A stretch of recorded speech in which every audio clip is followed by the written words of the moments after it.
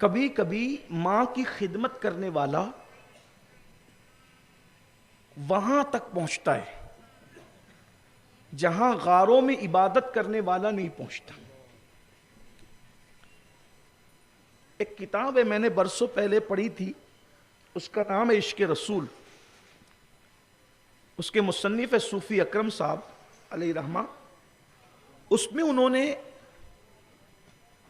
بڑا خوبصورت سا واقعہ لکھا جس کو میں اپنے الفاظ کے جامع میں آپ کے سامنے رکھتا ہوں. اللہ کرے کسی کے دل میں بات اترے. ہماری توجہ سب طرف ہے. ابھی جیسے پیر صاحب آئیں، آپ سب مصافحہ کرنا چاہیں گے، مجھ سے بھی بہت مصافحہ کرنے کے شوقین رہتے ہو، اور بھی علماء سادات ہیں. میں آپ کو یہی کہتا ہوں، آپ سب سے مصافحہ کیجئے، سب کے ہاتھ چومیے، لیکن آپ کو ماں باپ کے ہاتھ چومنے پہ جو اجر ملے گا نا، وہ کسی نہ پیر کا ہاتھ چومنے پہ، نہ کسی عالم کا ہاتھ چومنے پہ، نہ کسی سید زادے کا ہاتھ چومنے پہ. دیکھو سب کی عظمت سلاخوں پہ، لیکن اول درجے میں جو ہے وہ ہیں. کیونکہ ہم لوگ یہودی نصرانی نہیں ہے کہ دین بدل کے پیش کریں، نہیں. ہم تو جو دین ہے ہمیں اس کو نقل کرنا ہے، بیان کرنا ہے، ہماری ذمہ داری، کیونکہ ہمیں بھی مرنا ہے. آج آپ کے ماں باپ رو رہے ہیں بھائی، آپ کے ماں باپ شکایت کر رہے ہیں، انہیں پیٹ بھر ٹکڑا نہیں ملتا. آپ دوستوں کے ساتھ 3 گھنٹہ بیٹھتے ہو، 3 منٹ بھی تم اپنے ماں باپ کے پاس نہیں بیٹھتے. اور جب بھی اپنے ماں باپ سے بات کرتے ہو تو تلخ لہجے میں کرتے ہو، چلا کے کرتے ہو، وہ ڈرتے ہیں آپ سے بات کرنے. حالانکہ سیدی اعلیٰ حضرت امام اہل سنت فتاوی رضویہ شریف میں لکھتے ہیں کہ ماں باپ سے بات چیت کرنے کے آداب میں سے ادب یہ ہے کہ تم ڈائریکٹ اپنے ماں باپ سے بات نہیں کر سکتے. پہلے اپنے ماں باپ سے اجازت لیجئے کہ کیا میں بات کر سکتا ہوں.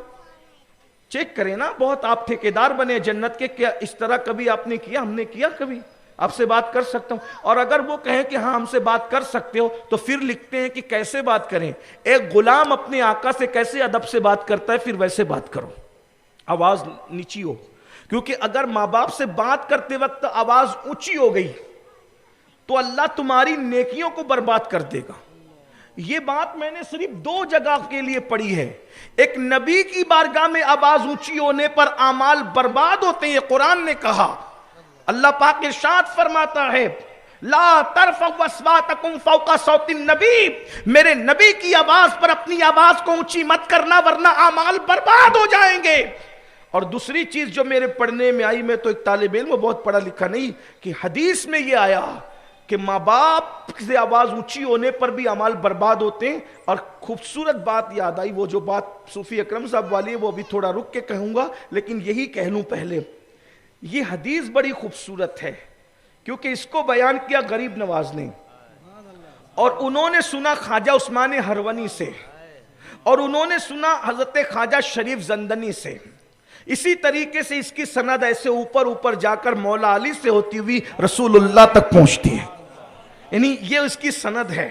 اب غریب نواز فرماتے ہیں میں نے اپنے مرشد سے، انہوں نے اپنے مرشد سے، انہوں نے اپنے مرشد سے اس طریقے سے سنا. کہتے ہیں کہ قیامت کے دن ایک بندہ ہوگا جس کی نیکیاں پہاڑوں جیسی ہوگی، پہاڑوں جیسی. اور جب اس کا اعمال نامہ تولا جائے گا تو اس کی نیکیوں سے پورا میزان بھر جائے گا. اب میزان کتنا بڑا ہے؟ اب بخاری شریف کی آخری حدیث کا جب علماء سے درس سنتے ہیں تو وہ لوگ بتاتے ہیں کہ اتنا بڑا ہے کہ داؤد علیہ السلام میزان دیکھ کر، اس کے بڑے پن کو دیکھ کر بے ہوش ہو گئے. میزان کتنا بڑا ہے؟ جن کو پتا ہے ان کو پتا، جن کو نہیں پتا میں ان کو آج بتا دوں. میزان، اللہ کا میزان، وہ ترازو جس پر ہمارے عمل تولے جائیں گے، وہ اتنا بڑا ہے. اللہ کے رسول علیہ السلام فرماتے ہیں زمین اور آسمان اس میں رکھ دیے جائیں تو اتنے معلوم ہو جیسے ایک بہت بڑے جنگل کے اندر انگوٹھی کا چھلا رکھا ہوا ہے. جہاں زمین اور آسمان انگوٹھی کے چھلے کی طرح ہو، وہاں میری تمہاری نیکیوں کی اوقات اور حیثیت کیا ہوگی؟ بتائیں کتنی نیکیاں کی ہیں؟ ہمارے پاس نیکیاں ہی کتنی ہیں.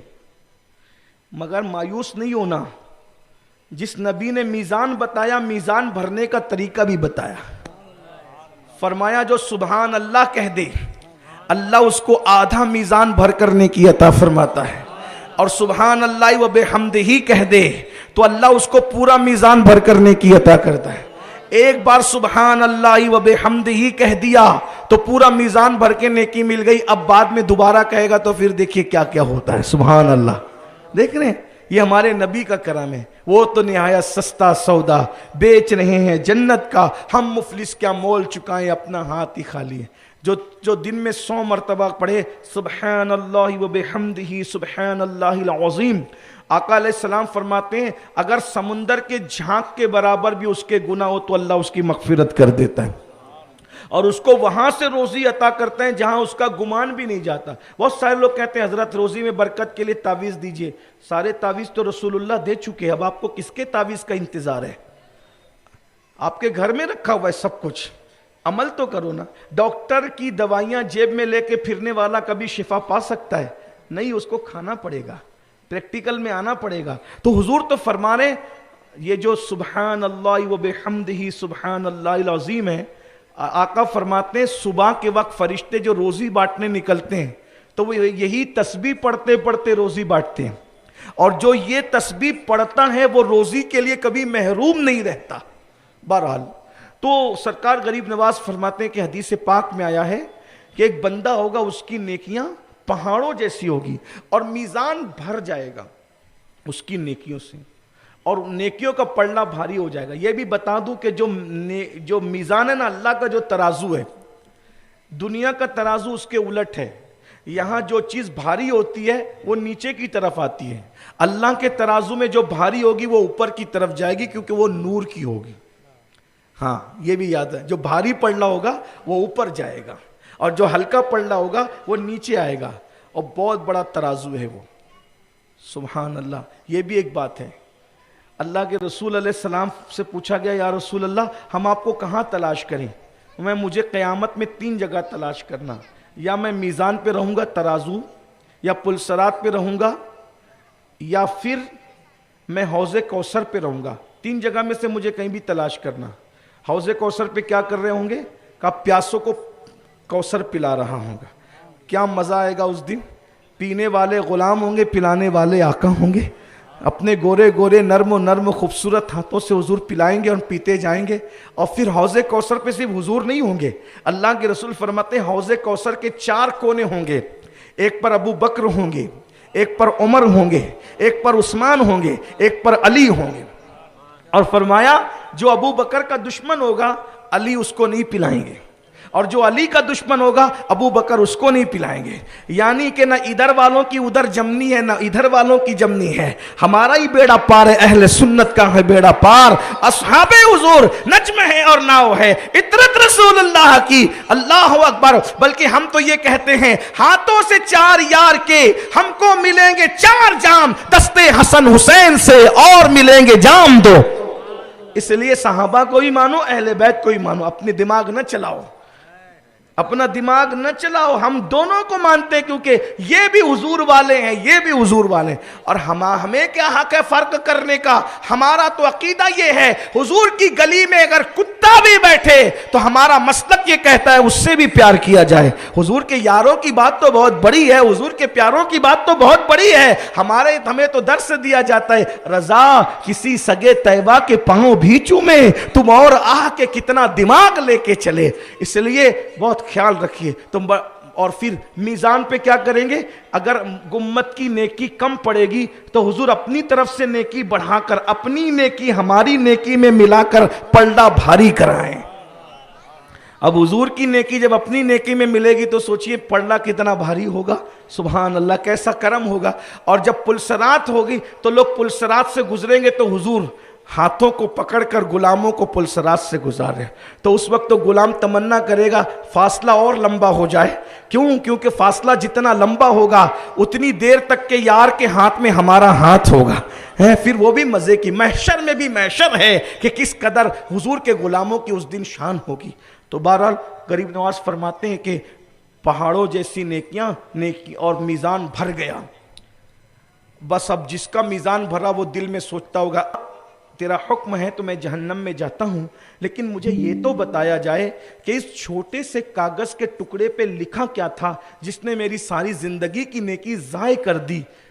تو اللہ کے رسول فرماتے اس سے کہا جائے گا تو نے صرف 1 مرتبہ زندگی میں صرف 1 مرتبہ چلا کر اپنی ماں سے یا اپنے باپ سے بات کی تھی، اسی چلانے کی وجہ سے ایک بار باپ کے سامنے چلا کر گفتگو کر کے انہیں دہشت میں مبتلا کیا، انہیں تکلیف میں مبتلا کیا، یا ماں کو چلا کر کے ڈرایا، دہشت میں مبتلا کیا، ایک بار ماں یا باپ کے سامنے چلانے سے اللہ نے تیری ساری زندگی کی نیکی کو ہلکا کر دیا، اور جو پہاڑوں جیسی نیکیاں لے کر آئے گا۔ صرف آپ بتائیں جن کے سامنے چلانے کا یہ حال ہے، ان کو دھکے دینا، ان کو تکلیف دینا، ان کو اذیت پہنچا، کتنی تکلیف کی بات ہے۔ اپنے گھروں میں بلیاں اور کتے پال رہے ہو اور اپنے ماں باپ کو گھر سے باہر نکال رہے ہو، یہی تمہارا رحم دلی ہے؟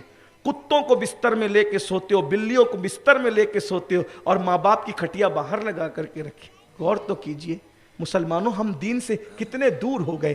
بس بات زیادہ طویل ہوگی، جو واقعہ ہے میں وہ کبھی بعد میں پھر بیان کر دوں گا، ابھی میاں کا بیان سن لیں، اور اللہ سے دعا کرتا ہوں کہ میاں کو اللہ شفا دے دے اور یہ ہمارے درمیان کچھ گفتگو کریں۔ مجھے ایک محفل میں اور بھی شریک ہونا ہے۔